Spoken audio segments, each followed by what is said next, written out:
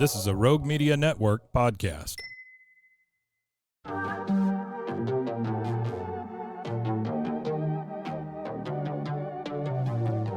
Hey y'all, I'm April. And I'm Caroline. And this is your Bloody Happy Hour. Caroline, are you ready for this? This is your newest guilty pleasure. It's the bloodiest part of your week. Did we say something about it also being happy hour? Show did. Because we're about to be sipping on some murder. Bloody Happy Hour.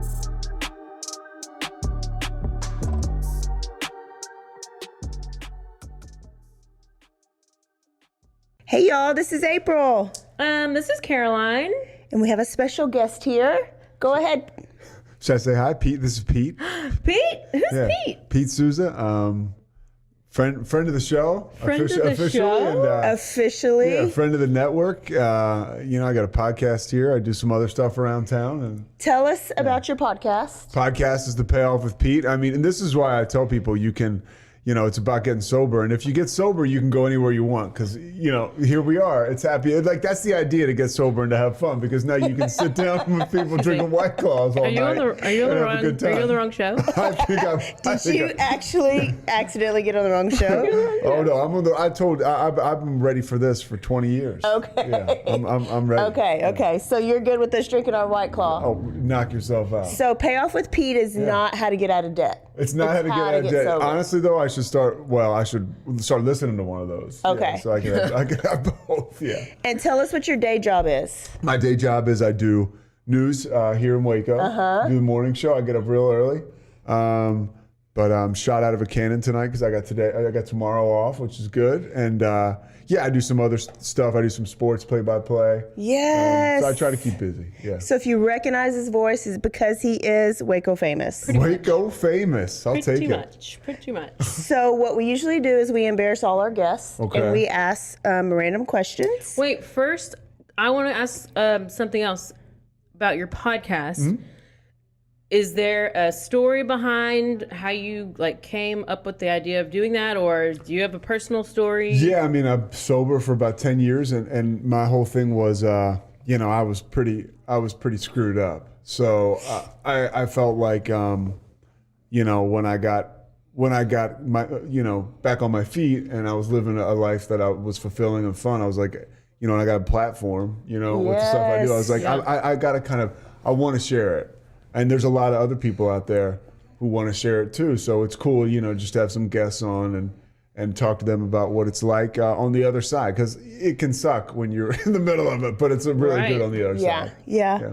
Nice. Yeah. So Pete's not drinking a White Claw. No, I'm drinking a fountain soda from 7-Eleven. A fountain soda. Love it. Uh-huh. Is it Dr. Pepper? A little bit of Dr. Pepper, a little bit of Coke Zero. Yeah. It's a suicide. Do you remember when you mix a bunch of drinks, people would call them suicide? No. Or a rainbow? I don't know, April. I know that's what my brothers used to call it. You put a whole bunch. Did they call it suicide. A bunch of alcohol in there as well? Because And then they used to call it at school, and then the teachers would have to say, "Let's just call it a rainbow," because you can't say that. About suicide. Yeah. Okay. Well, he's enjoying his Coke Zero and Dr. Pepper, and we're honoring Hunter Biden again with his White Claw. Speaking of sober, speaking of sobriety, far from it. My buddy and I were talking about some of those Hunter Biden videos that I saw this week. Well, April doesn't know anything about anything that's recent. She knows she's FBI. Crime stuff. Yeah, she's FBI. Yeah. Well, I like to dig into the pop culture stuff or the news. Real news, yeah. But it's just because it's so crazy. It's it's just being ignored. It's no big deal, So when that video came with him drinking the White Claw in the bathtub and smoking the crack pipe. At the sober house. At the sober house. The recovery center. I didn't know that's what it was. Yeah.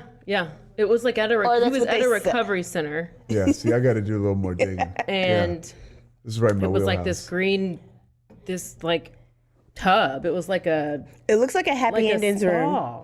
Yeah. Like the room you go to get the happy ending after your massage. I think that's it. It's probably where he was. Okay, Pete. Caroline got a new purse. Did you put it on video for a reason? On purpose? Yes. It's front and center. It's front and center. Her mom, your stepmom, bought her that purse because it has upside down pineapples on there. If you hear the term or you see an upside down pineapple, does that mean anything to you? No, I knew somebody once who a pineapple meant that they were stressed out, so it was a code word. Oh. Pineapple, but upside down pineapple doesn't mean anything to me. Okay. Well, What am I missing? Well, you're missing a whole yeah, community. Yeah, it is a community. A whole community. Well, that's an upside down tree too, not just the pineapple. Yeah, I mean that's a literal. That wonder is what a that community. means. I don't know, but that's all kinds of different upside down, sideways, straight up. I mean, it's upside down pineapple means you're part of a swinger group. Oh no, really? Yeah. And they say if you have red mulch in your yard, then that also is a sign. I don't know. I just know about the keys in the bowl. And Yes, yeah, that is that's another sign. That's yeah. the one But if thing you that I carry know. this purse around, putting people are gonna be like, Yeah. a swinger. So she's gonna go around town later on. So I'm like, oh. I would be interested to see what kind of reception you got. You No, should. I always say I want to like do record an it. experiment, and You'd I have want to go to a bar or restaurant and put it down on the bar. Right you know? there. Yeah, that's the move. That's the move. Yeah. That's the And move. it comes with like a little zipper thing inside of it. I was Nice. She was she was so giddy when she gave it to me. It's a nice bag. I mean, yeah, it is. I would take it places. I probably would. You're about to. You're about to. So what's your question for him? Were you ever given porn as a child? No, but I found it. You found it. Okay. Yeah, I was looking for it. And yeah. then that's what led to the drinking and the Well, it's all, wild it's all about activities. how you were raised. No, some You say know, that. we've had a lot of serial killers and murderers who like were really into porn, or their parents gave them porn, or they were just like into all honestly, this I feel stuff. like I escaped because I don't know how the kids are dealing with it today because it's everywhere. Everywhere. I had to look hard and work for it, and I'm sort of lazy. So I mean, when I found it, I found it. But Yeah. Yeah. Well, that's a good question. That's the one talk about. I've never been asked that in my life. Yeah. How many tattoos do you have? One. One. What is it? Tell us the story. Oh boy. is it tramp stamp? No, yeah, it's right back here. knew it was. in Male between my tramp shoulder blades. And honestly, it means inner strength. People ask me now what it means because it's like a Japanese symbol. I say, so what does it mean? I say it Orange means mistake. I got it. When I was doing a lot of drinking and using drugs, and I got it in right out of college, and I thought it meant inner strength. And so I'm walking down the boardwalk one time in New Jersey with my girlfriend at the time, and this guy behind me is going like ghost. He's looking at my tattoo. Ghost. Okay. I'm like, no, it means inner strength. And he's like, no, man, that means ghost. Yeah. He was a Japanese man. And then I went to a gym where a guy was another Japanese guy, and he just liked to fuck with me because he was like, speed it. He would follow me around because he was like, do you know what it means? And I would say inner strength.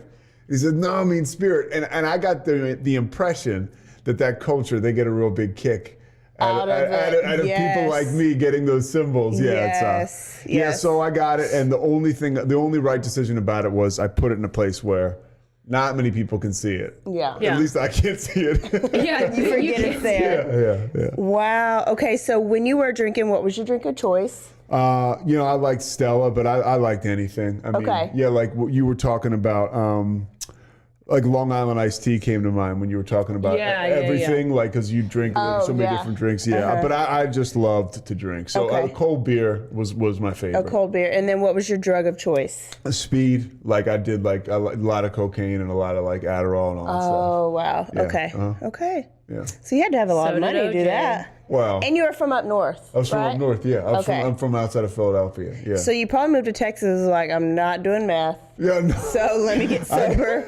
I got sober in Pennsylvania, so and then I started to move around a little bit. Okay. Yeah. So when I got here, I was clean. Okay. It's probably a good thing. Yeah, You don't want probably. to sniff wasp spray. Yeah, it's funny Or you talk like about battery acid. That's the big drug around here. It is. Yeah. I have family in Michigan, and theirs is heroin. They don't even hear of meth up there.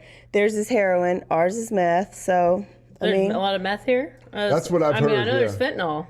Fentanyl, I've heard, recently, and But that's scary. Apparently, you pick up a $1 bill on the street and you're gonna go into like a coma. As a drug addict, I'm very relieved. I feel like I'm blessed. That's another thing, like the digital porn, like with fentanyl. I miss that because a lot of guys now you hear are just going to do a line of cocaine and it's laced with fentanyl, and Right. they They're die. That's done. what, yeah, that's like Done. they just, and you can touch it and you can. I've heard crazy stories too. Yeah. Yeah. So you're not married. Any Not married. kids? No kids. Anything? Not, pets? not married. No. Engaged? Not just engaged. asking for the people out there. No, I've been close a couple times, but Okay. nothing ever yet. Okay. Uh-huh. Okay. Yeah. No.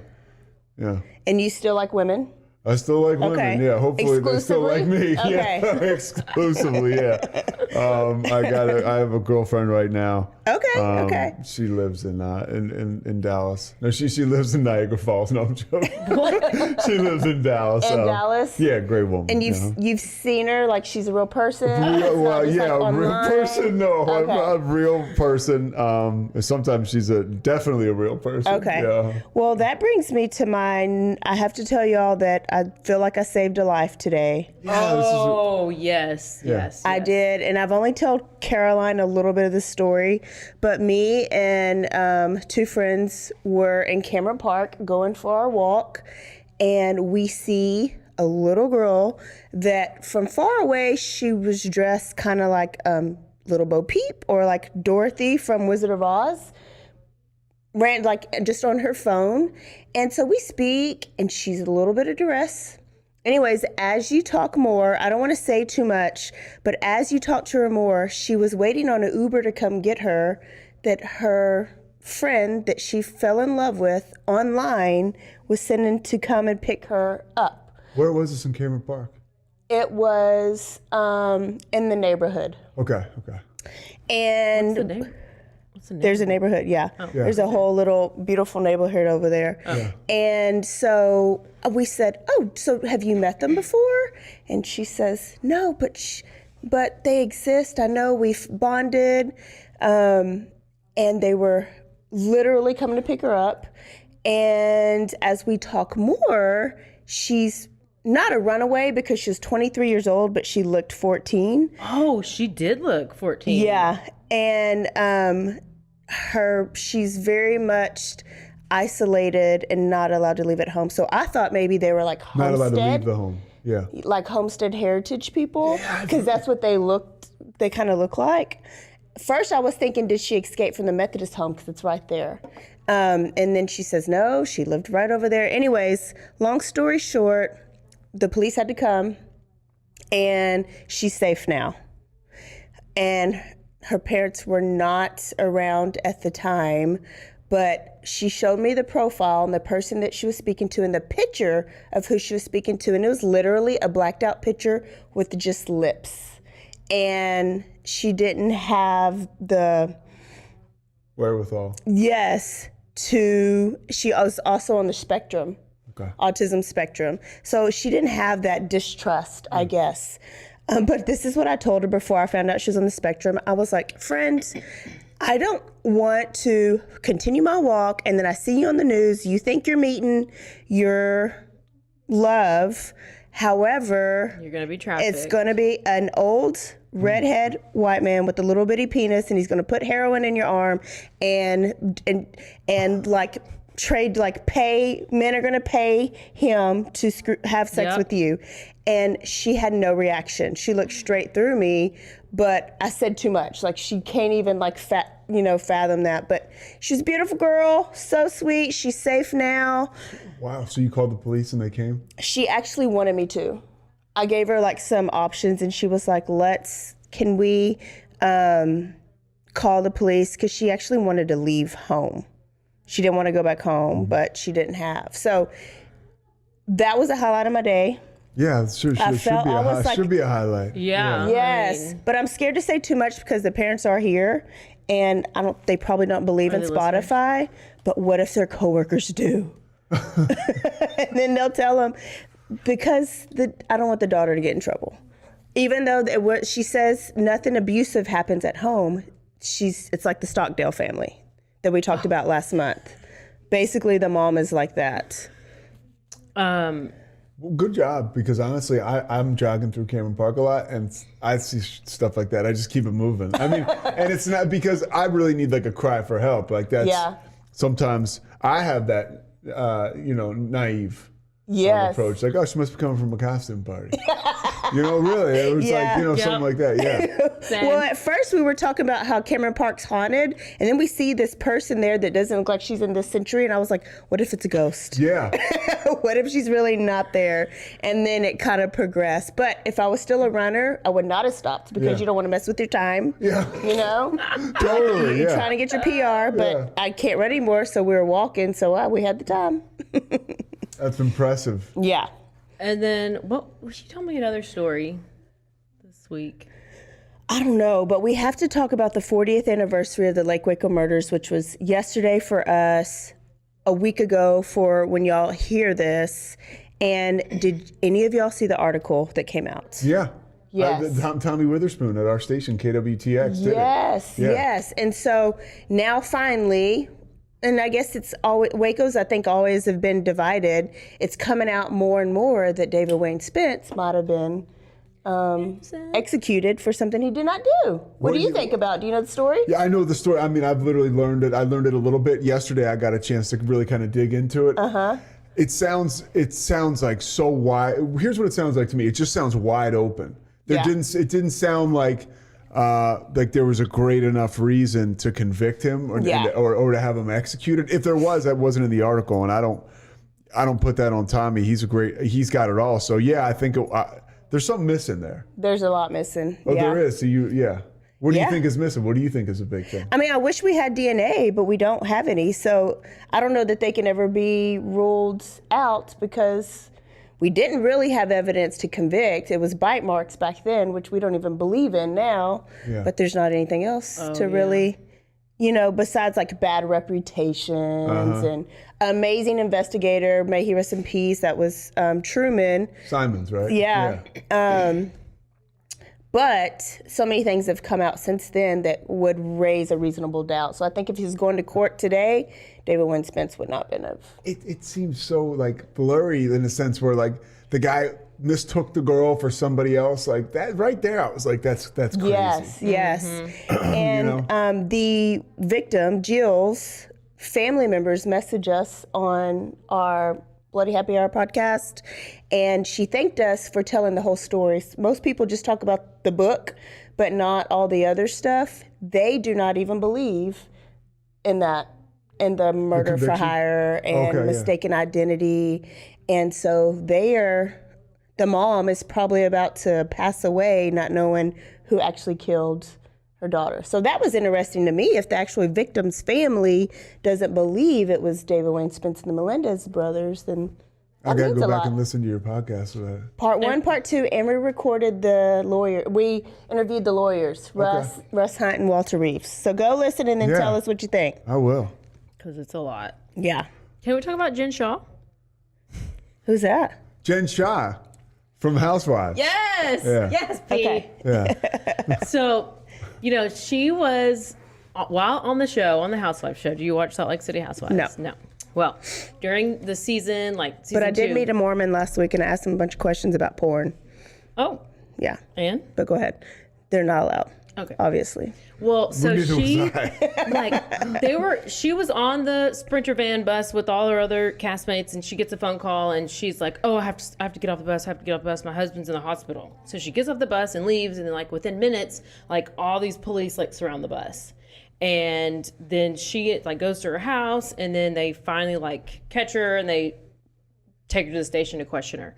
So she was being investigated for this telemarketing fraud scheme, big, huge scheme that she did, and there's several other people involved. So then they ended up indicting, is that the right word? And so she pled not guilty, and she had an assistant who was her main guy. He would feed her bananas. I mean, it was just this whole thing. They had each other's back, well, then he was also going to get indicted, and he was going to turn on her, and he was going to testify against her if this goes to trial. The trial was supposed to be next week. And he's the dead. 18th. No. So she is pleading not guilty. All the other people involved have at this point like pled guilty, and they're like, there's so much that's like going to be against her, and she's going to have no chance. So literally like 2 days ago, she sneaks into the courthouse and she pleads guilty. Oh. And what it is I have it exactly. It is a Shaw and others carried out wide-ranging telemarketing scheme that would defraud hundreds of victims of people who are the age of 55 and older. So they would sell business services to these people, and they would say that you can have this online business. And what she would do was she would help get leads, and then the leads would then call the people. And they would be the ones to make the fraudulent calls. So they would go up and people, and they'd be like, hey, if you pay $15,000 to set up this business plan, like, we'll build you this online store and you'll start generating all this revenue. Like, what? And the people are like, okay. And then like time goes by and they're like, okay, I paid you this money, but like, I'm like not generating any, like nothing's happening. And then they're like, oh, just pay us a little bit more. And we'll get you this elite marketing team. Oh my goodness. And some coaching, and we'll redo your website and all this stuff. And the She was person, out there like the face of it, right? I think I'm guessing just because she's fabulous. The victims are like, oh, I can't pay any more money. Like I don't have any more money. And then they're like, oh, it's okay. We can help you do debt settlement, and we can, more services. Yeah, more services. And they're like, I literally am out of money at this point. And they're like, well, great. Well, let's set you up for some debt consolidation. I mean, and they're just like taking all these money. So it's like this high pressured sales tactics that like are trapping these people. And now they have no money and they're too ashamed and embarrassed to go to like their families. Cause it's like, they've lost their money. They can't go to their families. It's almost like they think they're going to get yelled at. Like if you're an older parent and you're like, I don't want to just put my kids, like, oh my gosh, it's almost like when a kid doesn't want to tell their parents something because they're going to get yelled at. Yeah. And it's just crazy because you like her on the show. I mean, she's a likable person, I feel like, even though she's like fully on like. She's hot. She's hot. There's certain times you'll see her. She doesn't look like the same person. Typical. Yeah, I mean, she seems like she's like funny. I mean, she's very dramatic, obviously, but that's low. Yes, it's low. It's just as bad as preying on kids. Yeah. Well, yeah, and and the people, they're just like they fall into this trap, and they're like, I put all this money in, and if I put a little bit more in, I don't have to tell my family. I put a little bit more in, like I can fix it. It's just like the shame of being an addict, and you have to come out and tell people like, okay, this is what I'm actually doing. That'll keep you drinking for a long time. Yeah, because the shame of coming out there. Somebody steals your money, like starts pawning your jewelry, or like steals a credit card that you have and starts using your credit card that you don't know about, and they're spending all this money, and then now you have all this debt, and then you buy this new Jeep, and then now you have to pay off the Jeep, and then you're like, oh shit, I married this guy. So the goal is that this happens to so many people. Yes. So don't feel shame. Don't be embarrassed. You're not the only one. And don't yell at show compassion if you're going to be the person. Because like whenever I got out of my situation, I didn't know how people were going to react. But it was very like, I was like, I'm going to get yelled at. I did not get yelled at. Nobody yelled at me. Yeah. Like y'all probably yelled amongst yourselves, but nobody like, I told you so. I told you, like, because that's the word. Those are real friends. And that's crazy because that keeps you sick for a long time. The judgment and the possible judgment. Yeah. I mean, like, I remember y'all would be like, oh my gosh. Let's have a sleepover. Okay. I'm glad you're okay. Let's hang out. Let's go. Let's do something. Let's get you away from the sky. Like. I probably did say I told you it was Ted Bundy, but that was it. Yeah, but there was no, just really remember not having any like, because I knew, like, I was like, I know y'all told me. I know you told me. But now I know. Now I know. And please don't give me shit for it because Yeah. I already feel like the lowest of the low, Yeah. like shit. So Yeah, I didn't know how that's such a good friend. Well, and by the Wow. way, this is how freeing is it when you finally come clean and you're like, oh, you get that monster Yeah. out in the middle of the room, you start getting help, and you start moving towards and the solution. Well, you have to realize it's not your fault, even though it's Oh. hard to, because Yeah. it's like with this, like with these people, old people getting taken advantage of. It's like it's not your fault. They have these high pressure sales tactics, and they are Good like, at their job. They're good at their job. That's like with these con men and these people who are trying to talk, and they just are persuasive, and us. It's easy to say yeah. Yeah, us people over here who are just like, You know what the you're hardest thing not is? Just the bad. last thing to say? It's hard to say, I got to get the hell out of this. Yeah. Some people Yeah. go their whole lives in a situation that's totally fucked up because they can't find that gear to be like, oh shit, guys, I need help. Like, I need you to help me get out of this. Yeah, You know? yeah. Yep. Wow. So thank you for coming to my TED Talk part 2. Yes, part 2. I'm excited for the story today. You should tell them. Y'all. OrenthalJames Simpson. We're going to OJ's house. We're going to talk about some OJ. I know we've been teasing it. And, Pete is apparently quite the expert on OJ. I am. I don't know if expert's the word. I think maybe. And I finally got you two motherfuckers to talk to about OJ. Do you know nobody wants to talk to? I've had like women I've dated where I've been like, you got to watch this OJ doc. They're like, what? One girl I showed it to her, she was like, what am I watching? Oh yeah, I broke up with her. I know. It's so difficult because if I go on a date, I'm like, I can't talk about the podcast. I can't just talk about murder the whole All the time. Yeah. But like, what am I supposed to talk about? Like Yes. politics? Blech. Totally, Yeah. Finance? Blech. Like, I don't know what else to talk about. Well, let's talk about some OJ because I don't know a lot. I was real young. Yeah, that's I'm funny. By the excited. looks of this, I am older than you guys, a little older. So it was more, I never saw him play. I'm not that old. But so I grew up with OJ, the celebrity. Like in the mid to Right. late 80s, like you knew this guy. He was a Hall of Famer. Yeah. Can I give a little intro about him now? Please. Yeah. So, How old were you whenever it all happened? Okay, so I was 94. yeah. So I was like, going into my senior year in high school. Okay. So yeah. How about you, April? Where I don't know what I was in 94. How old were you? When were you born? I was born in 81. You were 13. I was 13 years old. Okay. I don't know what grade that is. Well, I don't know. You're probably going into. I wasn't watching porn at that age. Yeah. Okay. How about you?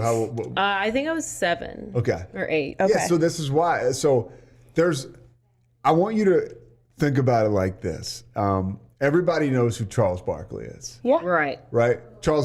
And imagine if Charles Barkley was like a moderately successful actor too. And then all of a sudden, his wife came up dead and he is missing and he's on the run and his wife, he killed his wife and another woman. It's like The Rock. It would be The Rock. For right now, it'd be The Rock. The Rock. Because if you were a wrestling fan, which I was, he was a Hall of Famer, Yeah. and then now he's a decent actor. And then what if his wife's dead Yeah, his wife and another person. and another person? And it was so inconceivable. I remember coming home. I was with my buddies probably. It was June of so I was going into my senior year in high school. And Peter Jennings, it was on ABC World News. They were like, OJ's wife is dead. OJ is like, they just showed him on the screen. It was, for me, it was inconceivable that this guy had done it. It was just like, oh, that sucks for OJ. His ex-wife, it was his ex-wife at the time. Right, His ex-wife right. is dead. But it was, the guy ran for 2,000 yards. Was the first running back ever to do that. He won the Heisman Trophy. He was a Hall of Famer. The Bills sucked, so he never got to experience his full potential. But it was also a point in time when he walked away from football because his skills were somewhat eroding, but there was so much more out there for him. I mean, he literally went from football right into being like in big time movies. Yeah. He wanted to be a serious actor, and he could never get that. So he was actually even smart enough and funny enough to be in the Naked Gun The movies. Naked Gun. Which was like that he had a shitload of success with that. So he was a studio analyst for NBC. the NFL and NBC, and then he would travel to games as when the last Super Bowl OJ worked was the Cowboys, and they were ironically playing the Bills, and he was the sideline reporter for the Super Bowl. Like, so he was that big. Like he was, he's the third man. He was on Monday Night Football for a while. He sucked, so they took him off. Yeah, I remember that. But yeah, so I mean, this is a guy who it was inconceivable that he could, and these were brutal murders. I do remember the chase. Mm-hmm. I didn't really know who. I knew he was a football player. Yeah. I remember seeing it, but I was never watching the trial because I was like 8 or 9 or something. But did you know that his father was a drag queen? Yeah, his father was and gay. That is some great digging. Which one's? Who is his father? The black one or the black or white? Yeah, they're both black. Mom, OJ had black parents. Eunice and Jimmy Lee Simpson, and he was there in San Francisco. The father was a well-known drag queen. Closeted homosexual though, kind of, but he was a drag queen. Yeah. Yeah, and it was like later announced that he was gay and he died of AIDS. Oh. Well, his parents, they were still together. They separated, and he was raised by his mom, and they lived in the projects. And he had like a couple of siblings. He was in some gang for a little bit. He was in a little bit of trouble. Yeah. But then he met Willie Mays at one point, and he said the baseball player, and they said that that's who encouraged him to like get out of trouble and like maybe focus on sports. Yeah, it kind of changed his life. Yeah. All right, so I wanted to touch on a point that this is being brought up here. Some of the people think that's how OJ was so, because back in this day and age, being a homosexual was not. Oh, he was super embarrassed about it. And being a homosexual in black culture was just not. Oh, yeah. Still so not. There were two things that he was very beneath the surface was furious about. People say it's possible. Yeah. And he never expressed this. Hey, Yeah. Pete, I'm just going to tell you this. If you get in trouble, just look straight into the camera and blink a couple of times. Yeah, for people that don't know, Mike has too many His people dress around code him. is pineapple. He already told us earlier. Yeah. You guys good? Yeah, Yep. man. Yeah. Okay. All right. Just go jump in front of the next train. And so wasn't he for the NFL, he was like the first draft pick for the Buffalo Bills? I don't know I think he was the number 1 draft pick. Yeah, but he was supposed to And he change played the for Bills. USC. Yeah, And that's then That's what I wondered what college he Yeah, went to. so he played for USC, and then at what point was he named the Juice? I think he was OJ Simpson. He was the Juice in college. Okay. Yeah, so a lot of people refer to him as Juice. Yeah. Yeah. Uh-huh. So what did he have I read that he had the largest contract in professional sports history. At the time. At the Yes, time. At the time. Yeah. And that gives you an idea. Which is probably nothing now. It was like Nothing now. $650,000 over 5 What? years. Yeah. And then there was apparently this standoff. Like he was trying to negotiate to get to that level, and they were not wanting to do it. And then that's when he was like, "Oh, I'm just going to go start doing some acting." So that's when he started doing some acting. And then, exactly. Yeah. In 73, I think, is when he ran for over 2,000 yards. Yeah, I think it he was, got more money. Yeah. And so he started to make more money. But yeah, that's exactly. I didn't even think of that when we were talking earlier. It was one of those things where nowadays a player would keep working because there's astronomical money in it. But back then, it's like, okay, I can go act and make the same money and not bang myself up. So was he in any Hall of Fames? Yeah, he went to the And NFL Hall of is Fame. he still in any Hall of Fames? I don't know. I think he was. That's a great question. I know, I think he's in. I know he was inducted into the NFL Hall of Fame. He was found not guilty. So, he was found not guilty. Look, April's giving me the side eye. He was found not guilty. Yeah, So. but with Chris Benoit, remember the wrestler that killed his? Yeah. They inducted him, and then they pulled it back, and they actually they took him off of everything, WWE. So I That was just wouldn't the be 15-year anniversary. surprised of that, Chris Benoit. Wow. Yeah. Well, I do know that in 1975, People magazine talked about how he was the first Black athlete to become a lovable media superstar. Oh, And was it he was the first Black Heisman? Winner? No, I don't think so. But he was. Well, he had like, as far as like acting and stuff, because there was a bunch of like civil rights stuff was happening, and it was a big deal because he got this like Hertz sponsorship. Yeah. So they were like, well, like we don't really have a black person who's in commercials who people are wanting to see. And people didn't necessarily see him as black. He wanted it and that white way. people And loved that's how he OJ. wanted it. Yeah. And people would ask him, how do you feel about this or this? And he was like, oh, I'm just OJ. Yeah. Like, I'm not black. I'm OJ. Yeah, I'm OJ. And so Which pissed some of the civil rights people off back then, like Dr. Harry Edwards, all these guys who were kind of at the forefront of that movement. OJ was kind of like, I'm good. Like, I got to keep my brand strong. Yeah. In the Hertz commercial, he's jumping over suitcases. Go, OJ, go. And go, this old white woman is saying, go, OJ, go. yeah. And that kind of gave you the idea of like his marriage with society. You know, how lovable he was. Yep. So he had this huge thing with the Hertz rental car company. So he was very lovable. He was charismatic. He had these endorsement deals, and Wouldn't you guys say he was a good-looking dude as well? Oh, People yeah. thought- he still Yeah. is. yeah. People were naming their kids after him. Well, let's go to he met Marguerite Whitley. Was it in high school or college? Well, he met her and they knew each other from a long time. That was his first wife. And I guess when he was 1967, they got married and they had 3 kids. Is she white too? She's black. She's black. Okay. So this is before I think he decided he wanted to be Okay. So he had to OJ. divorce her real quick when he figured out I didn't want to be black. He had the wife at home. Yeah. He was over here cheating on her left and right, Okay. cocaine, all this stuff. So they have 3 kids. They have Arnell, Jason, and Aaron. Now, did you know that their 3rd kid, Aaron, actually drowned in the swimming pool? Yes. So he lost a child. Oh no. Like at That's traumatic. 2 years old or Apparently something. their marriage never recovered, and he kind of blamed Marguerite because I guess she was was there. at home. Yes. I right, yeah. Yeah. So let's keep the trauma tally mark. So you got a gay drag queen LGBTQIAPK dad when before any of that was accepted. Yeah. Yep. And then now you've you lost a child. kid. Yes.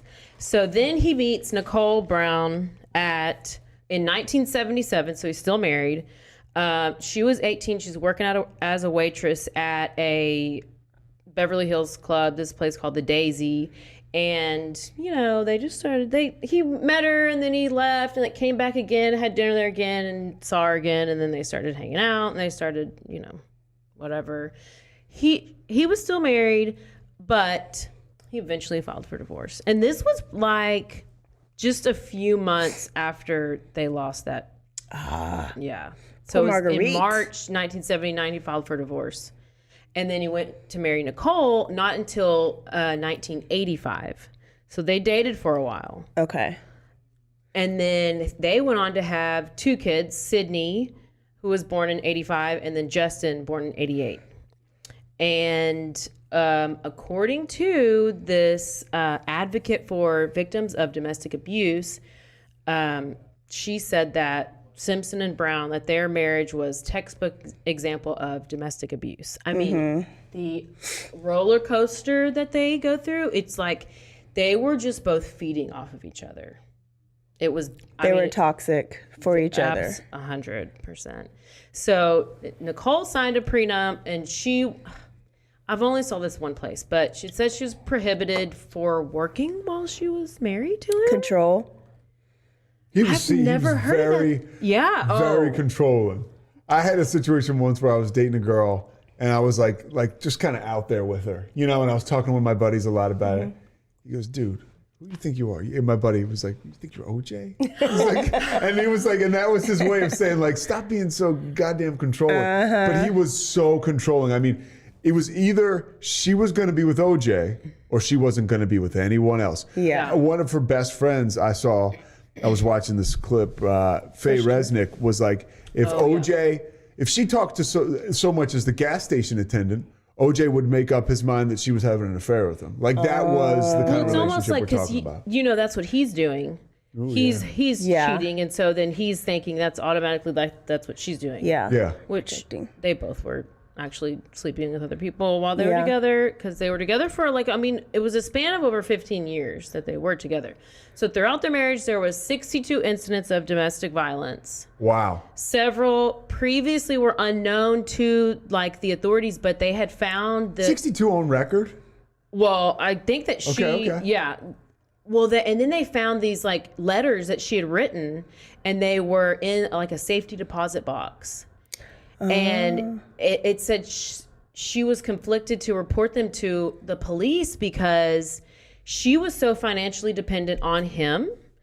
She didn't want to lose all the stuff that she had. And then the police OJ had created such a environment with the police that Yes. they would like stop by his house and they would like gosh. come have a cup of coffee. They would party with him. He's like and textbook. they were just never interested in arresting him for abusing her. And like it was there that she had called the cops several times to come over for I think 8 times total. By the way, this is great. I'm loving Yeah, this. and You guys are good at this. This is great. Yeah. Well, I gotta, All right, so he I calls gotta- the cops 8 yeah. times. This is great. Yeah. Yeah, it's like literally a story. And she had so she calls the cops several times. There's probably 8 different incidents, and it's not until the last one that they did arrest him. But a couple of these notes that they found that she wrote, they said one of them said that she had told he broke her arm during a fight, and she told the emergency room staff that she had fallen off a bike, whatever. He would beat her in public, during sex, even in front of family and friends. And the final one where this is where we're going to listen to one of them. This is the one in 1989, and this is on New Year's Eve. And so they had been out, doing what you do on New Year's Eve, having a, partying it up, whatever. And they get to, she calls the cops, and I'll tell you what all led up to it after I play this.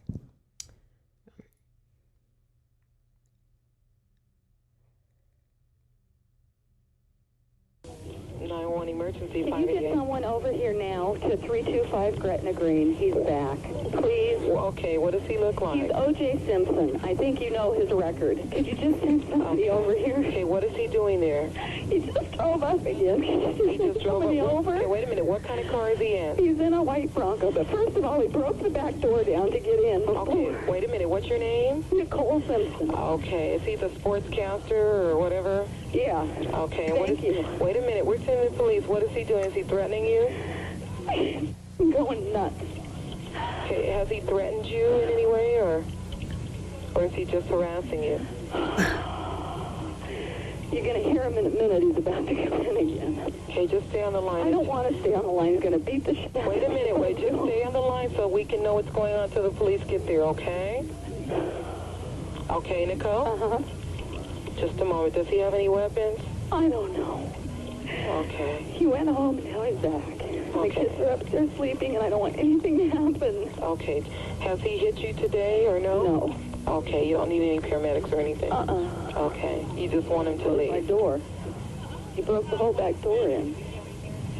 And then he left and he came back? And he came and he practically knocked my upstairs door down, but he pounded it, and then he screamed and hollered, and I tried to get him out of the bedroom because the kids were sleeping in there. Mm-hmm.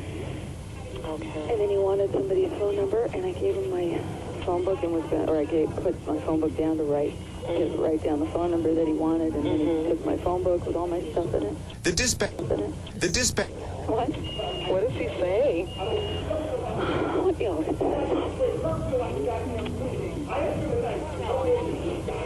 Units, your domestic violence at 30 Correction 325 South Gretna Greenway is too high. The suspect is now entered in the shelter. And it is refusing a lead. It's code too high. It's been 4221 RD 825. Children involved.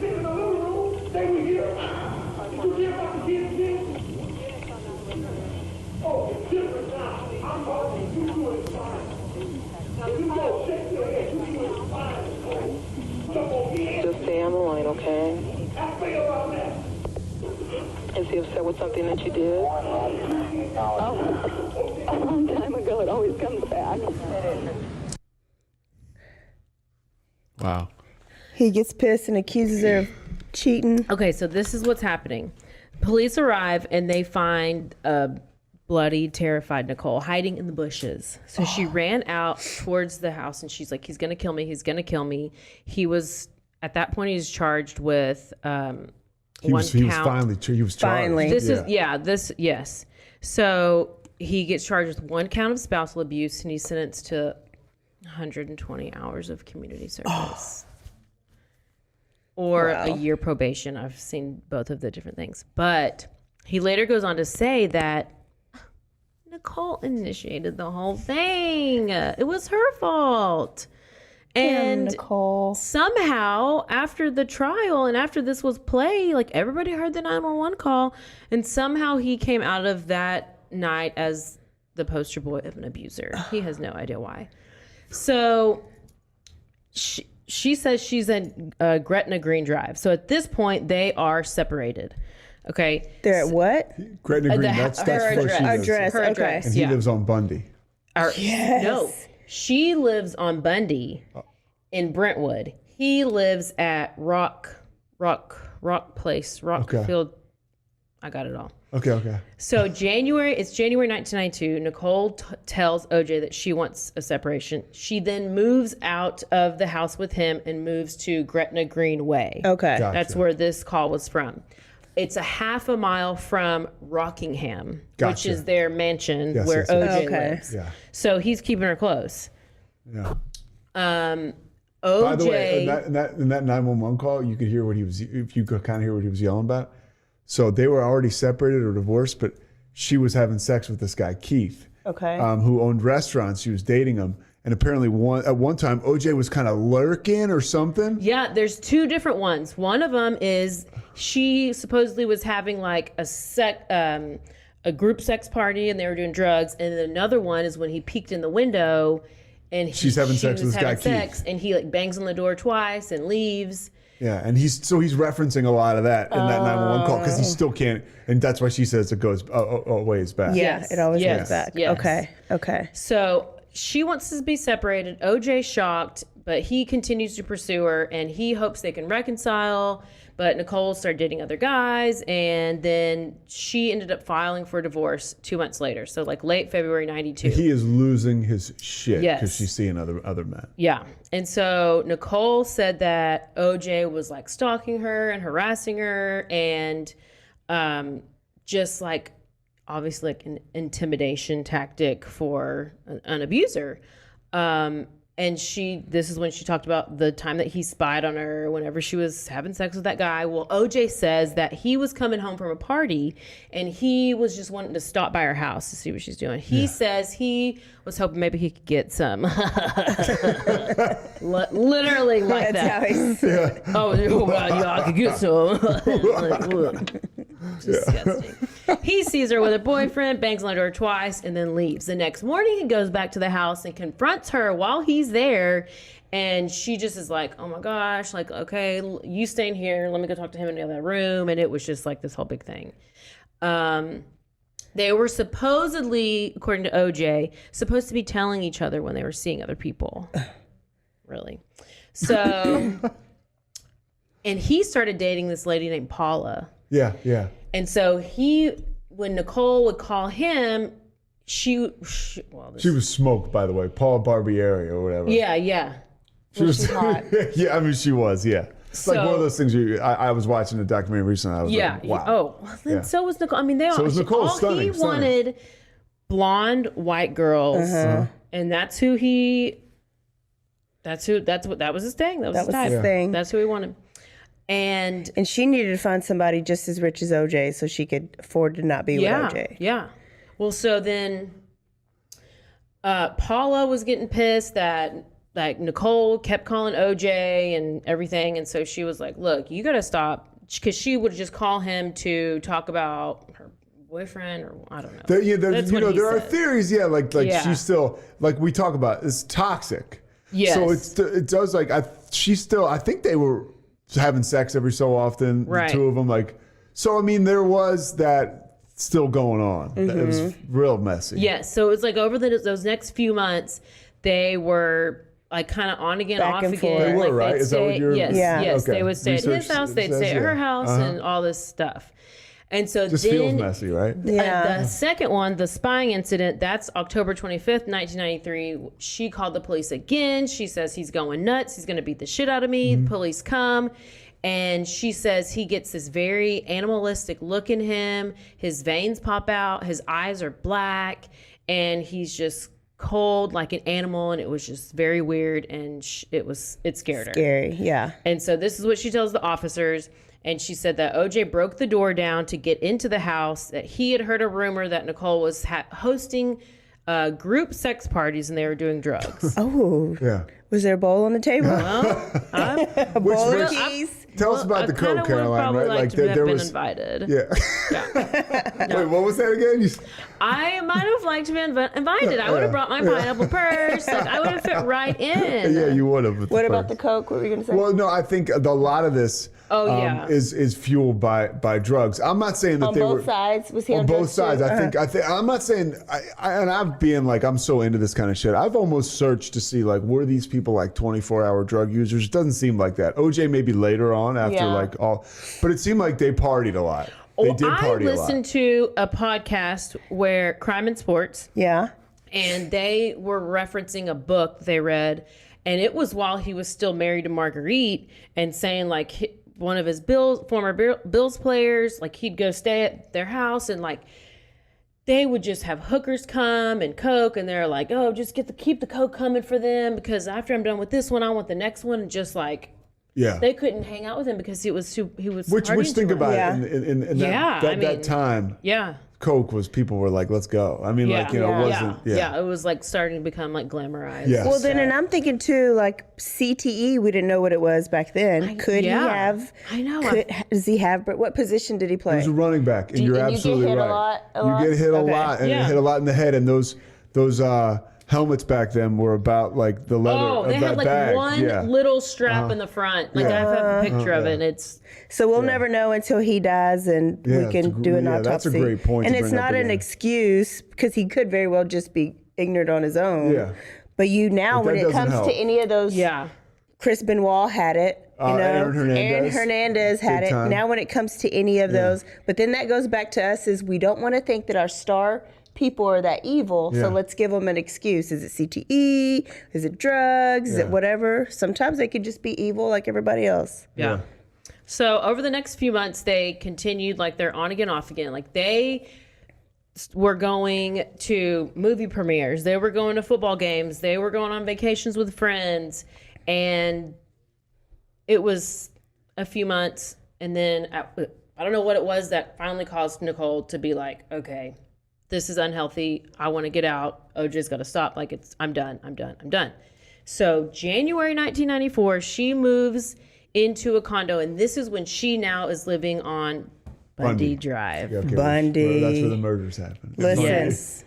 In No. Brentwood. anything has to do with Bundy. I know. Do not engage. I know. So she We're not talking even about like that. had Yeah. like returned a gift from like he was still trying to give her birthday gifts and she was like, no. That's the worst, by the way. I recently, you send an ex a gift, and like you get the Amazon thing, like it was sent back, or they wouldn't accept it, or like like. Did you send Are an you ex a birthday speaking gift? from experience? Yeah, this happened a couple years ago. I sent a girl I was dating a T-shirt, and it like got sent back, and then a coffee from Starbucks, and the guy was like, "Hey, she wouldn't take it." So that was You gotta take your hints though, OJ. Right? That's it. That's a wrap. It's over. Yeah. That's unfortunate. I would accept any gifts you were willing to give me. Thank you. Let me quickly we know there's this guy who's involved in this story, very small involvement, Cato Kalin. Okay. Do you remember him? Nope. Oh my gosh, you literally don't know anything. Nothing. So, Brian Cato Kalin, like that's how you know him, Cato Kalin, the blonde guy, looks like a surfer guy. He was the world's famous house guest because he was living in the guest house of the Gretna Green property. Nicole actually paid him. I don't know if he's just like a close friend and he just ended up whatever, wanting to live at their, they knew he knew that they had a guest house. He was going to pay $500 a month rent to stay there, and then would watch the kids every now and then. And it's Brentwood. It's like the nicest area in Yeah. the world. Oh, Almost, you know? so Yeah. he got a deal. Yeah. So then and he wants to when- be an actor, so it's a good thing. Okay, so he was an actor. So then whenever Nicole moved out and she moved to Bundy, Cato was going to move with her and live in one of the downstairs bedrooms, but OJ didn't like that idea. And so he offered Cato to stay in one of the guest rooms at his Rockingham mansion, rent-free. And Just to Cato not stay with accepted, Nicole. and therefore sealing his fate to be forever entwined in the famous murder case of OJ and Nicole. So, Cato, not to jump forward, was him and OJ got McDonald's yes, on the night of the yep, murder. Yep. It's like as close as OJ came to an alibi, but it still wasn't any good. Oh, it's totally, yeah. Yeah. So Wonder where Cato is now. Oh, you he's can find around, him. yeah. So let me see. Okay. In 2006, this is where, okay, we're getting close to the night of the murders. Okay. 2006, OJ does an interview with, like an on-camera interview, because, he writes this book called If I Did It, right? So when did the book come out? Was that later? No, it was like 2000. I can't tell you Okay, exactly. probably around the same He's time. like Rain Man of OJ. Yeah. Oh, I know. Date. Yeah. So 2006, he does this interview and he's talking all about, he appears to be confessing to these killings, but he insists that they're all memories and everything's hypothetical. Mm-hmm. And then the interview ended up getting shelved because it was too controversial and it was not going to be put on TV. And then it somehow wild, reemerged in 2018. And now you Just now? Yeah. literally. What? I never even knew about I it think they until 5 released minutes it. ago. It was kind of like around the same time he was being let out on parole from his second, like his the thing. Vegas Oh, his yeah, Vegas stuff. that's so right. it was right around 2018, around the fall. I don't know what the exact meaning was, but yeah. So he, this is his account of what happened. He felt if he could claim it was hypothetical at this point, that it would have deniability, like with his children.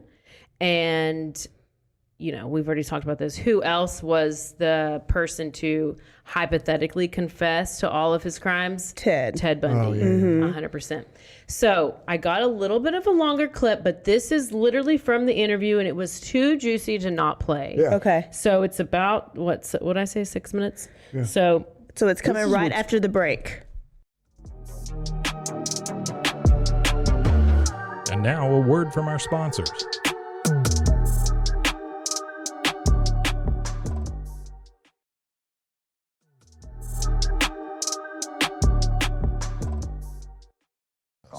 Why don't you tell me what might have happened on the night of June 12th, 1994?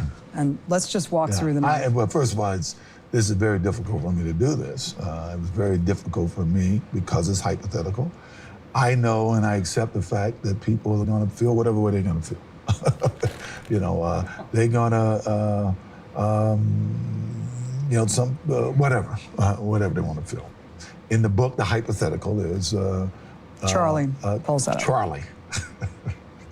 This guy Charlie shows up, the guy who I had recently become friends with, and I don't know why he had been by Nicole's house, but it told me you wouldn't believe what's going on over there. And I remember thinking, well, whatever's going on over there has got to stop, right? So we kind of hooked up together, and I'm kind of broad stroking this. We go over. Get in the Bronco and go over it. Let's just go back and do the details. Where did you park? This is the detail.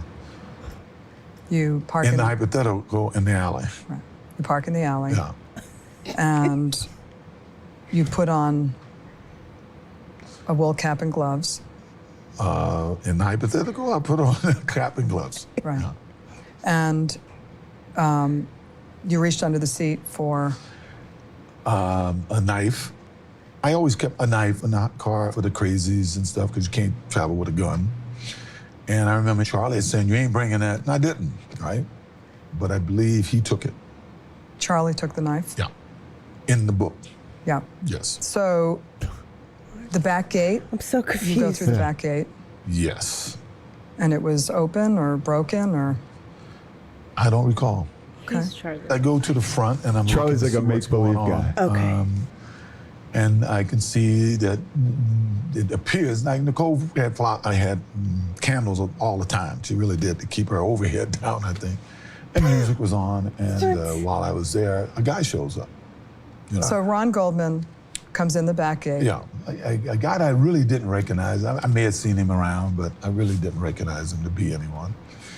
And in the mood I was in, I started having words with him.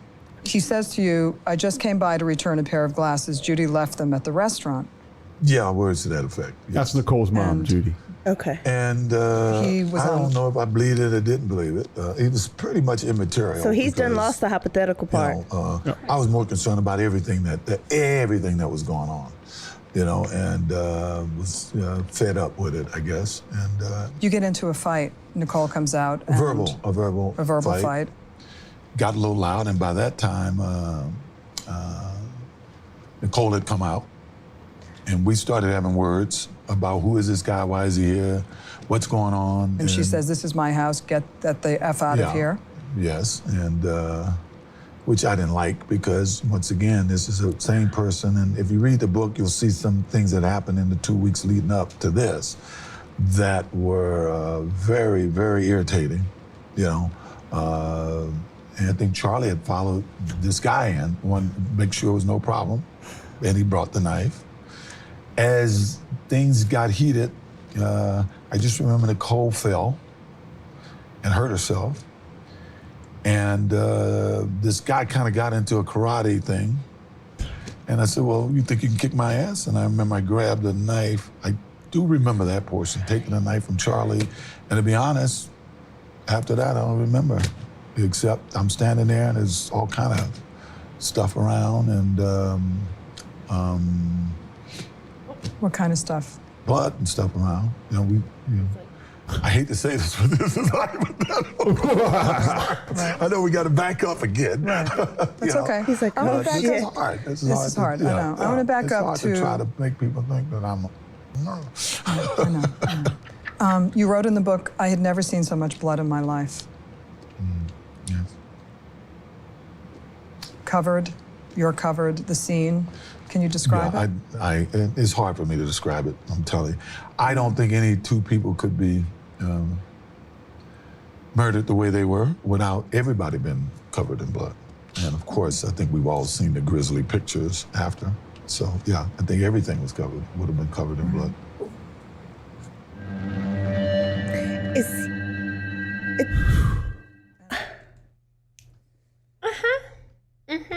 I'm a little speechless. He couldn't even keep the hypothetical part going. No.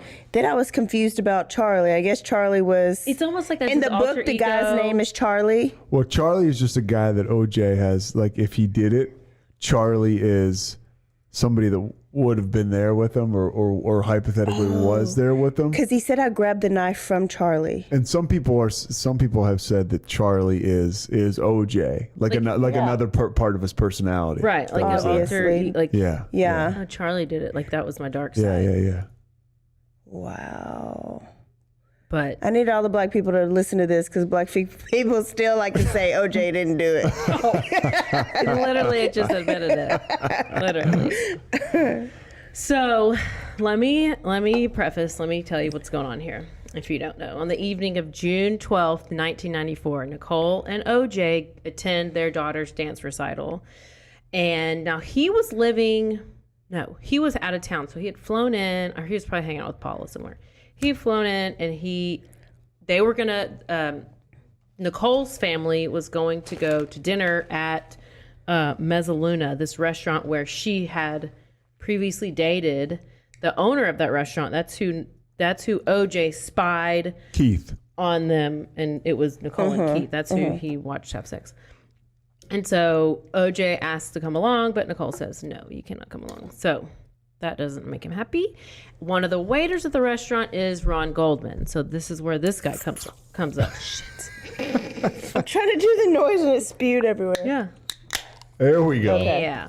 So Ron Goldman is there. He's a waiter. He is, they had become friends in the past weeks, and Nicole and the kids they leave the restaurant, they go home, back to the Bundy Drive, and Nicole's mom had left her glasses at the restaurant, and then Ron was like, oh, I'll bring them to her house whenever I get off. So he gets off at like 9:50, and meanwhile, OJ and Kaylin, they're going to McDonald's to go get some dinner. What? Oh, McDonald's is always part of it. Now, rumors circulated that OJ had been on drugs at the time of the murder, and then I did hear that it was reported that they actually went to Burger King because that's where a drug dealer known as JR had been selling crystal meth. Now, I don't know. I've only heard that one place. You got too much money to do crystal meth. Listen, I don't know. I just really think he went to McDonald's and maybe had some cocaine there or something. I don't know. But he was with Kaylin at that point. So. And Kaylin's corroborated this. Yeah. Okay. So Nicole's neighbors end up testifying that they hear her dog barking. So this dog barking is like basically how they're found. So the dog's barking. It's like 10:15. Dog starts barking. A dog walker like walks by and comes across the dog and notices that it's bloody legs, bloody like belly on the dog, and it's like, oh my gosh, where did the dog come from? Like, what's happening? And then the dog like follows the man home, and the man's like, I don't know what to do with the dog. And then anyways, some other neighbors finally go and know where the dog lives, and they go up, and that's whenever they see Nicole and Ron's bodies. I mean, Nicole's basically decapitated. Tell me, just wait for the details, because they are about to come, and you better take a shot because it's very, very gruesome. So the bodies are laying outside of the house. Police are called immediately to the scene, and this is what they find. The front door to Nicole's condo was open. The bodies were found. There were no signs that anyone had entered through breaking in, so there's no sign of forced entry. Her body was laying face down, almost in like a fetal position. She's barefoot at the bottom of the stairs leading to the door. So there's a walkway leading to the stairs, and that was covered in blood. The soles of her feet were clean. So based on this evidence, investigators concluded that she was the first person to be killed and was the intended target.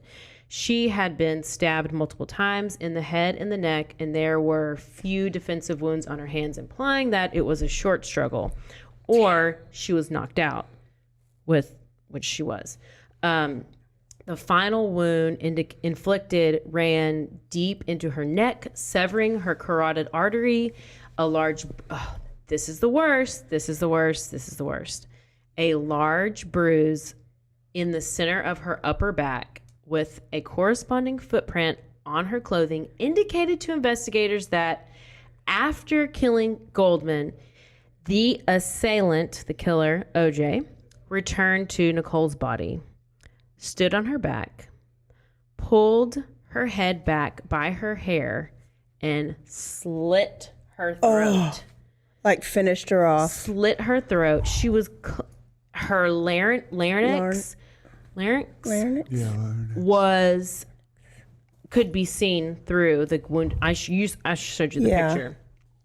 Could be seen, and her vertebrae C3 was incised, and Nicole's head was barely remaining attached to her body. This is your C3 right here in the back, your cervical vertebrae. So it went all the way. Oh my God. Ron Goldman's body laid next, like nearby, close to a tree and a fence, and he had been stabbed multiple times in the body and the neck, but there were few defensive wounds on his hand. There were some, but I guess it showed that there was a struggle. evidence that the coroner had found was that he had been stabbed with one hand, or OJ or the whatever assailant had him in a chokehold and then used his other hand to start stabbing him. And near his body was a blue knit cap, a left hand extra large Arius isotoner leather glove, and an envelope containing the glasses that he was returning. So detectives determined that Ron had come over to Nicole's house during her killing, and that the OJ saw that he was there but wanted him to make sure he was silenced and there was no witnesses, and so that's why he killed him. And there was a trail of bloody shoe prints that ran through the back gate, but there was also some drops of blood from the killer. And apparently whoever was bleeding from the left hand, and they measured the distance between the prints that they found, and they concluded that he was walking, not running, which I guess, I don't know. The assailant. Yeah. OJ. Yeah. Okay. Yeah. So he just kind of like calmly walked away from the scene, which is kind of creepy. So let me circle back to OJ's hypothetical. So he had said that Nicole fell. I don't know if he said Nicole fell In that interview. Yeah, in that interview. That that's how she ended up on the ground. Well, she was hit in the head with the handle of the knife, according to the coroner. So he hit her with the butt of the knife, knocked her out, and then stabbed her 4 times in the neck. She lays on the ground. Ron Goldman arrives, runs towards her. He's grabbed by OJ, who jabs him in the face 5 times with the knife, slit his throat. He gets loose. Ron gets loose. And but this whole walkway is gated. So there's like a perimeter of a gate. Yeah, this one so investigator he can't get out. Or prosecutor described it as like a killing cage. Like once he got in, it was like once he was backed into a corner with this gigantic football player, Yeah. and he's just like he's got nowhere to go because Ron Goldman was like a pretty in shape, like athletic guy. So Yeah. Wow. So he's like stuck, and he basically is like, I'm trapped. And then he's grabbed by him And brought back in? No, he doesn't go out. He can't get outside of the fence. So he's basically like tries to run off, and there's nowhere to go. He's blocked, and then OJ is able to catch him again, plunges the knife at him and stabs him in the side and severs his abdominal artery. And then he does have those defensive wounds on his hands, so that he was trying to protect himself. You get that artery, you have a minute till you're dead because of the bleeding. So was Ron outside in that little fence area, or was he in the house when he was found? No, they were both found found outside. Okay, that's what I thought. Yeah. Okay. And then, so basically what they determined was that the killer, OJ, alternated between victims. And after horrifically slitting and almost decapitating Nicole, he went back to Ron, who was probably already dead, and stabbed him a few more times. So he's like overkill on both. I mean, just like there's no... And then walks off calmly. Yeah. Yep. So later that night... I did. Okay, remember his story of Charlie? He did say that he broke in the back door, right? But then the people said there was no sign of forced entry. I don't know, because I think she came out of the house. And you gotta... It's confusing, the setup, because it's like there's a door, and then you open the door, the back door, and then it's like this walkway, and it's like a tall iron gated whole walkway, and it's like you gotta just kind of watch the video. It's kind of hard to explain, and then you could probably. You kind of can't see it from the street, I think. Like, so it's like and there was a really big tree. So it's like, you're just brazen enough to murder them, like out there in the wide open, but it really wasn't that wide open. Cause I didn't remember where. I was like, did they kill him inside? Like, I thought they were outside. Yeah, no, they were. And apparently this is like it's not like the premeditation is like, it doesn't seem like there was much to it. Like Marsha Clark, the woman who one of the prosecutors said, like, he had called the woman Paula. She didn't answer. He had been blown off and not invited to the dinner after the recital. He was bullshit about that. And he just kind of lost it. And so, like, it was like literally a passion killing or a rage killing, right? Because it's not like very well, like you said, like it's 10:15 and he's just like stabbing people and like right out in the middle of the street almost, in a beautiful neighborhood. So OJ is later that night. He has a flight that's scheduled 11:45 to Chicago because he's going to do this Hertz golf tournament. Yeah. So he got somewhere to be. How could he? I mean, I don't think he planned. I mean, I don't That's think what he just said. it. Like it's premeditated, rage killing. Yeah. I think it just piss. Yes. Probably on drug rage. Yes. I for sure think that. So, like, he needs to get home, and he has a limo that's coming to pick him up at the house, Take him to the his airport. house. So he has to go, take him to the airport, and all this stuff. So he, what does he have? Maybe some blood. A little bit. What's he gonna do with those bloody clothes? What does he do? How's he get away with all this? He's gotta be full of blood. Takes off his shoes, takes off his bloody clothes. He just kind of like bundles them up. And They never find the clothes, right? No, but there's I have an interesting. But is there not blood in the Bronco? There is. There is. So that's But he took off his clothes before he got in there. Smart. So, and he had the gloves on. He already had one that was dropped at the scene. And Not then, smart. so he takes his shoes off. He takes his, I guess, t-shirt or whatever he's wearing and pants off, and then the gloves. So I guess then it's already they said it's in a bundle. I don't know if it's a bag. A bundle bag? Whatever. Bundle bag. So they're in a bundle bag. So he's like, okay, guys, has to get rid of them. Well, then, Charlie is in a panic. Charlie. And Charlie is Charlie. like, Jesus Christ, OJ, Jesus Christ, OJ. And he's like, shut up, Charlie. They had a conversation. Having a moment. war with the self. So he takes all this stuff off. He gets in the Bronco. He drives back. He parks a block away. This is from the interview too. This is what he says. He parks a block away because he knew the limo was going to be there. And then he went across the backyard in through the neighbor's tennis court. I mean, this whole, these guys, too much. They give too much. He goes in the house. He grabs his bags. He puts them out front for the limo guy to like put in the car. There's this whole thing about the limo and where he got there early and OJ was not there. The limo driver was nervous. And the Bronco was not there when the limo arrived. Yeah. And they were like, so this is the time frame where he was like unaccounted for. Yeah. Okay. So, and when we go through the trial stuff, we can. He has he's got no alibi. I mean, it's completely, it's ridiculous. It's ridiculous.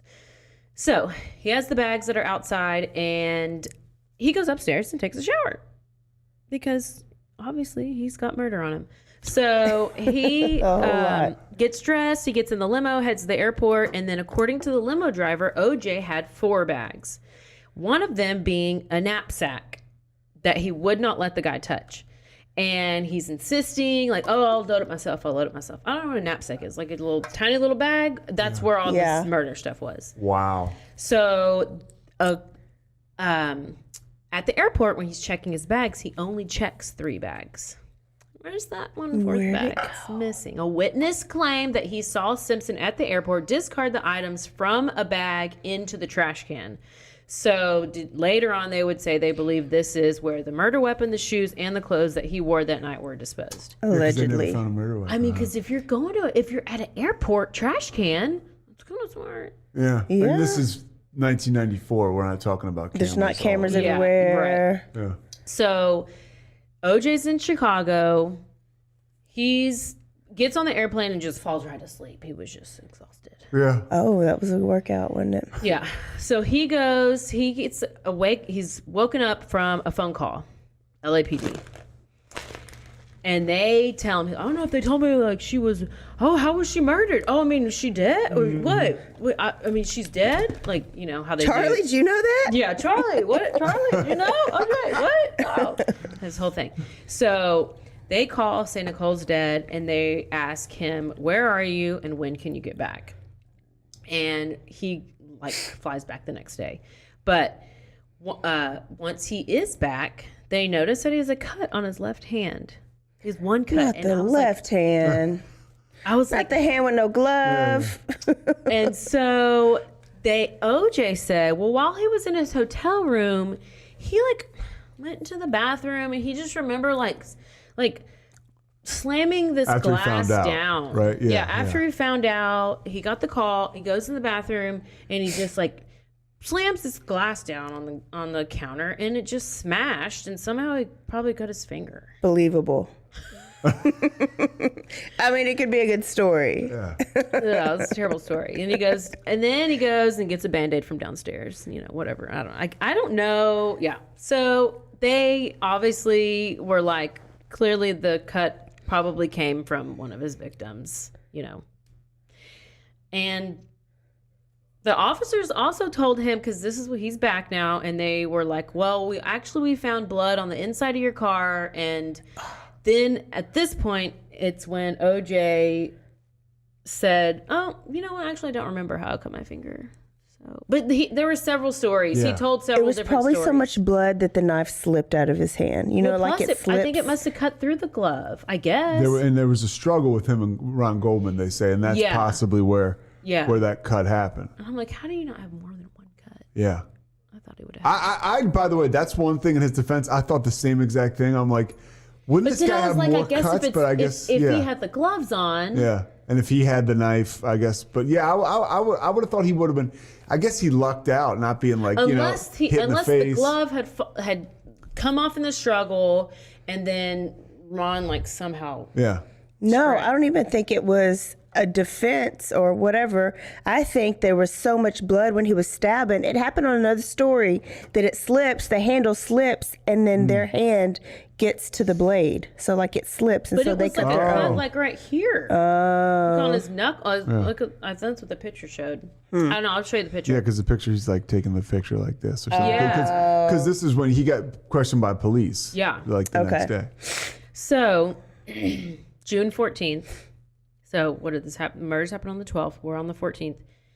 OJ hires a lawyer. January. Where are we? January or June? Did I say January?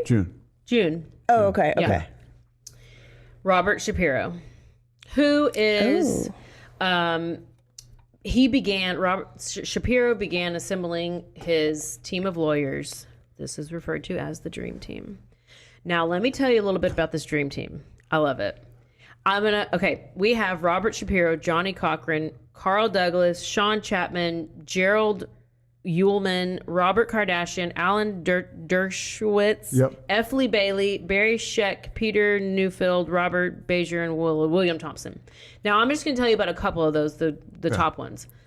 So, Shapiro was called the architect of the Simpson defense team for building this high-profile Dream Team. And he led the defense through most of the trial until Johnny Cochran took over, and he led as like the chair. Early on, OJ described Shapiro as his quarterback. Okay. Like he was the guy he went to first, and he was like, put it together. Yeah. So then when Johnny Cochran joined the defense team, he kind of took over as the chair during the trial. And I think most likely because that's when they decided to focus on like the race issue. And then also, which you'll find out later in the thing that made Cochran probably the most famous was if the glove didn't fit, you must have quit. Yeah. So, and that was when he was referencing the scene where the prosecutors told him to try on the glove and it didn't fit, but that's a whole other annoying thing. Prosecutors really screwed that up. Yeah. They had the latex glove underneath. I don't understand. Okay. Kardashian. Robert Kardashian was a close friend of OJ. So this is actually where OJ stayed. He stayed with Robert Kardashian the couple of days between when he got back from Chicago and then whenever nobody knew where he was. Apparently he was staying in either Kim or Chloe's room. Oh my gosh. Yeah, I swear to God. And there so were he theories. was staying there because there was so much media at his house. It was like a circus. So he was kind of like, that was his kind of little hideout. Wasn't hiding out yet. Apparently he, people say that, and anybody can like weigh in on this, that without Bob Kardashian being on that dream team, that the Kardashians really aren't who they are today. Like you get the Ray J sex tape and all that stuff, but it doesn't quite take off if it's not the guy from the dream team star. People say that. Yeah. And like I think he was like he was an attorney, and but then he was like one of OJ's best buddies. Okay, so he must have, because then they were like boys. I thought Nicole and Chris at one point. They all hung together. I think they were both waitresses or something together before they met the rich guys. I know they were like close friends. Chris was a flight attendant. That's when she met Bob Kardashian. But yeah, I think they were like they were foxes together, like back in that scene. Yeah. You know, that's back when she was married to Bruce Jenner. Bruce Jenner. Yeah. Formerly known as. To recognize his real name. I hate to say his dead name, but that's what they call it, you know. And remember, they used to say that that's Chloe. What they call it? I did not know that. That your name is dead now? No, if I go and I'm like, Ellen Page is in Juno. Oh, bitch, don't say it. That's her dead name. Yeah. Because now he's Elliot. And it's called dead naming. Dead name. Okay. Yeah, so I didn't know, but now I was trying to teach y'all something.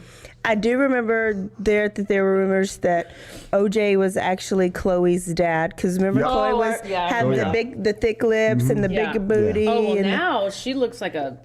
Yeah. I don't know. They're taking their butts out and everything now, and now they're skinny and blonde. Yeah. And they're dating skinny white guys. Except for she just got a surrogate with Tristan Thompson. Yeah. So now she's having another baby with Tristan. So that's good. That's good for her. So happy. That's good. It's news. Yep. Okay, where was I? Kardashian. So that's where he kind of hung out before the Bronco situation happened. I have two more. F. Lee Bailey, his most notable contribution to the defense was he cross-examined Mark Furman. And he, like, all these names are coming back, right? He was the Rodney King. He was the LAP investigator.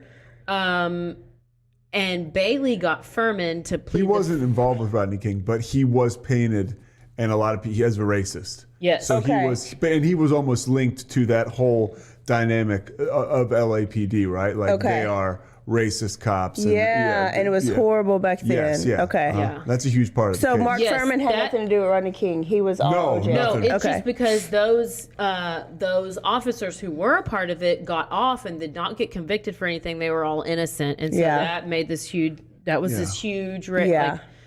And so then they. This is how the jury, because the jury was made up of mostly African American people. I think it was like For sure, yeah. Like 9-3 or something like that. Oh, okay. And so that's, I guess once they found out that was their jury, then they got Johnny Cochran in there because he was going to push civil rights. He was going to push the race card. And even though OJ didn't even want to be black. Yeah. Exactly. Well, that's the other thing that's like, so the irony of it. But you can't discard that, like, you know, Los Angeles was that they were shitty to minorities. The cops were. So it's like, so minorities had a right to be pissed off, and this was like the perfect storm. And even in that show, that OJ 25 or like two of the jurors even said like. Yeah, I was getting back at. Oh, I can see it. Yeah. Like, I can see it. Like, how many innocent black men are in jail? Let this one get off. Let's go and let OJ get off. I know. To feel like, pick a different one. So F. Lee Bailey was known for, he was the one who cross-examined Furman and was able to get him to plead the fifth based on his responses. And he, like, lied because he had lied about, we'll talk about it. Yeah. And then last one is this Alan Dershowitz, which I mean, he was a Harvard. I don't know anything about. I don't know what that is. I couldn't even pronounce it, so I just wrote. He was like a Harvard law professor, and he got this guy Klaus von Bülow off. Klaus was a super wealthy guy, and he murdered his wife. I do have a coworker who come in. There was a movie called Reversal of Fortune. Okay. And basically, it chronicles this guy. I think it was like an Oscar nominated or somebody won an Oscar. But anyways, Dershowitz represented this very wealthy guy who got off for killing his wife. And all signs pointed to, once again, this rich guy really did kill his wife. So Dershowitz came into this like, this guy is, Yeah, he can make you some chicken salad out of chicken shit if you're looking to get off a murder charge. Okay. Not only did he represent that person, he represented Jeffrey Epstein and Harvey Weinstein. He did? Oh. Wow. And he also served as a member of the legal team for Donald Trump during his first impeachment trial. This is all from Wikipedia, so it can be edited. Yeah. Okay, June 16th, moving right along. Yeah. We are still not to the Bronco chase. We are now at the funeral. And We're about to be at Juneteenth. Oh, damn. You are so right.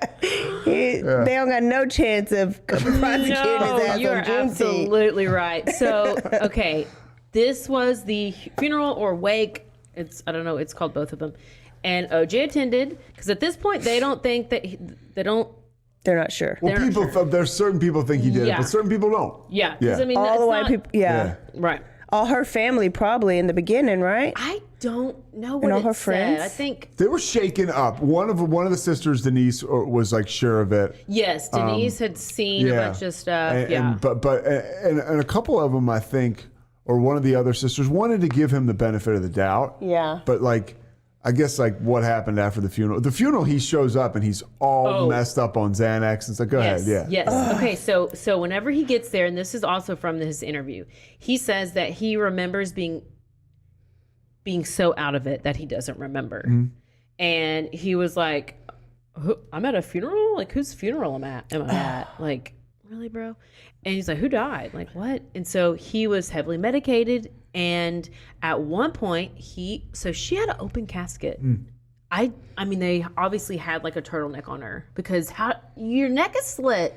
Yeah, but there's, I guess, makeup and. I know. They had to just cover up that neck because it was barely hanging on. But anyway, he leans over the casket to give her a kiss. He said somebody had asked somebody was close by and was like, "What did you say?" Because they said that they heard him say, "I'm sorry." But he says he didn't say anything. However, how he felt is the issue because he said he had so many feelings of anger. Yeah, he was still mad at her. He was still so mad at her. Yeah. He said, "I had so much anger upon her death, and that anger just didn't disappear." He said, "I was still trying to deal with the fact that I'm not going to be able to tell her the things I wanted to tell her. And I tried to tell her back in that night, whenever they played that 911 call, and I was trying to tell her. Basically, like, I was trying to tell her I was going to kill you. And now you're dead and you're here. And now I can't tell you what I want to tell you. And I can't change your mind about anything. And now I won't ever have the same effect on you that I'll never have the effect on you ever again. I shouldn't have killed you because now I can't bully you. Yes. Basically, So yeah. he's basically standing over her body and he's thinking, "Didn't I tell you I was going to kill you? Didn't I tell you?" Yeah, like I basically I it told was you so so. angry that killing her did not resolve anything for him. Yeah, that's That But then there was even no nuts. emotion in the Charlie interview. Like there was no sadness. There was no. He was just like lackadaisically talking a lot about it, laughing about No, it. I don't think there's not ever been any. He don't have remorse at all. Well, his thing was he was gonna once he got off, he was like, "I'm gonna dedicate my life to finding the killer." And people used to always be like, "OJ is the killer on the golf course with you, Yeah, dude?" 'Cause, that's what I'm saying. Like, on the golf course. Where's Charlie? Yeah. Wow. 5 days after the murders, OJ's attorneys negotiate his surrender to police, and it was agreed that he would turn himself in at 11 a.m. on June 17th. Yep. Yeah. Not Juneteenth, June 17th. Getting close. So detectives recommend that Simpson was going to be charged with two counts of first-degree murder, and they were going to wait till the final DNA test came back. And then once they came back, they were going to arrest him and all this stuff. So the DNA test of the blood in the car? Like, because at the scene, it was Nicole's blood, Ron's blood, and it was OJ's blood. Oh. So, yeah, like, I guess making sure that it was his blood. So 11 a.m. comes around, and by the way, one that thing. could be argued, though, in the thing. It could, and it is argued. One thing, too. So OJ was OJ, right? He's such a celebrity that he basically gets interviewed by these two police officers without an attorney. He's like, sure, I'll talk to the police. Oh, yes. So he goes and he talks to these two cops, Lang and Van Adder, right? And he talks to them. They have the one chance to talk to him and ask him anything to get crazy thoughts on the record. And they couldn't pin him down. They couldn't pin down a timeline. These guys bungled that question and answer session.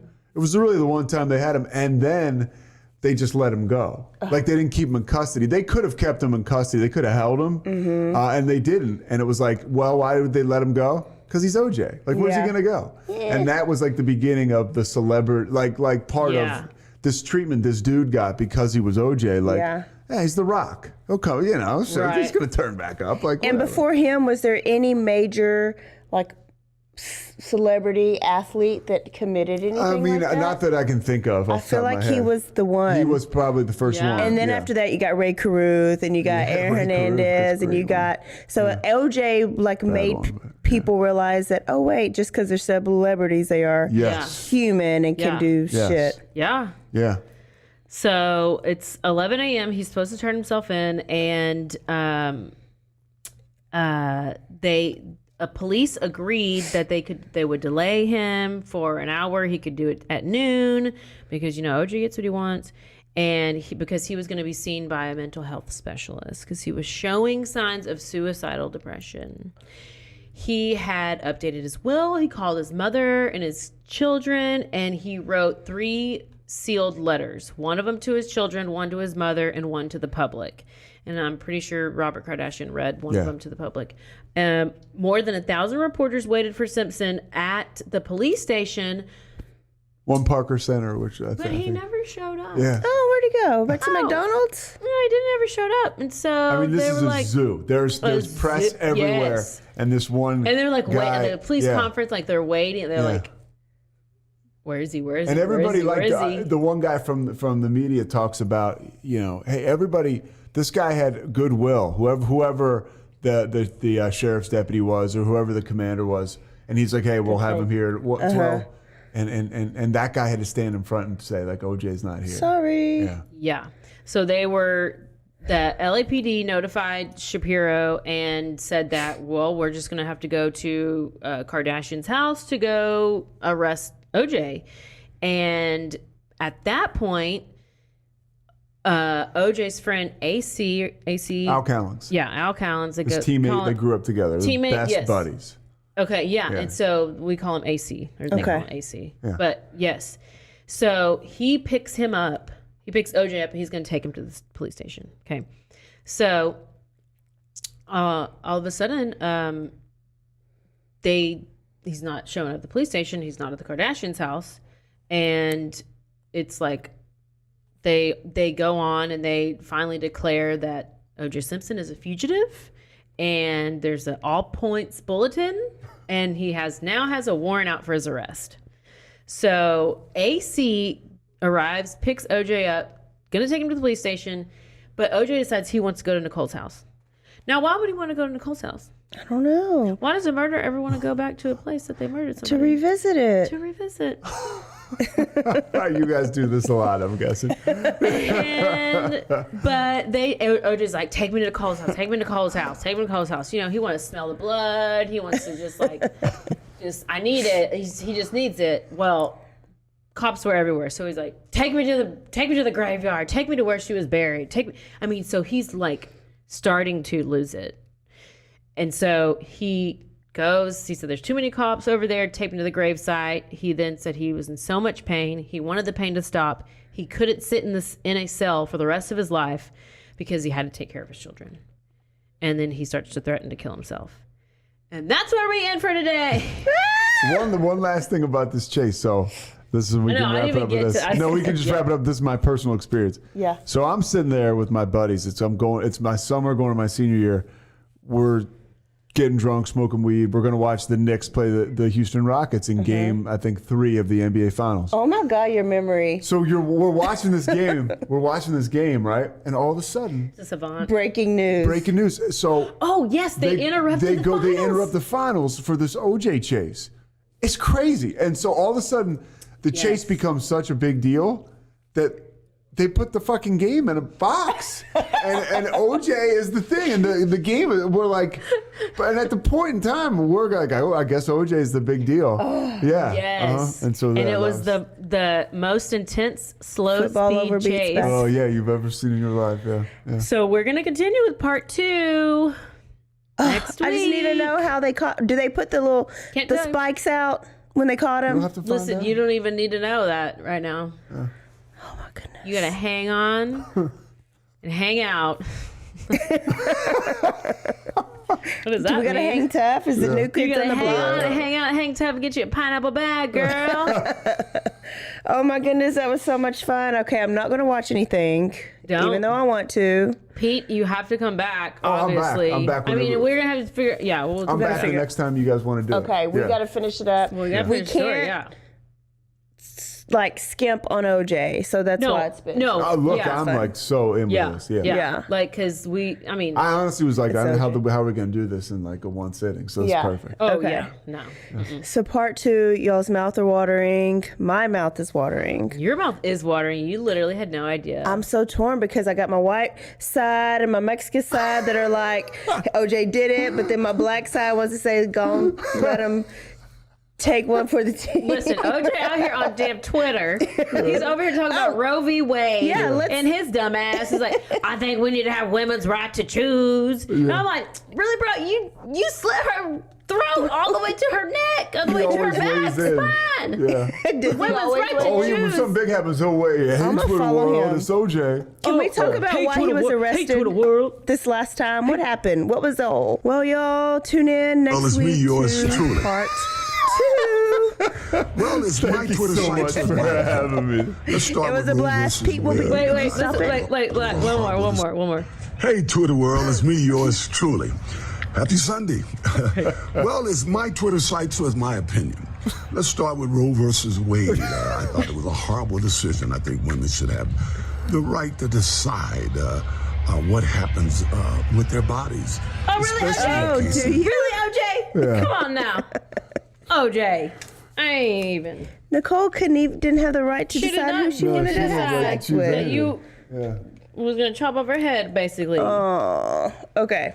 So, Pete, you were a blast. You got to come back for part 2. We I will- got to I will- finish strong But on please this. don't get so Count me drunk in. next time. Count Yeah, me don't in, get so right? drunk. Don't get so drunk. Don't get so hammered. You next guys time. really handle yourselves well. I mean, I honestly, I forgot you were drinking, and then the way you guys do this is awesome. I'm like, you. it's like the definition of chemistry, and it's what the whole thing is. You guys got a good thing going. Thank you. So We we love can't it. fire each other then, huh? No, we can't. No, I guess we're stuck. Y'all, thank you for great. tuning in. Don't forget to Stay aware. stay alive. Always be DTF. See y'all next week. Peace out.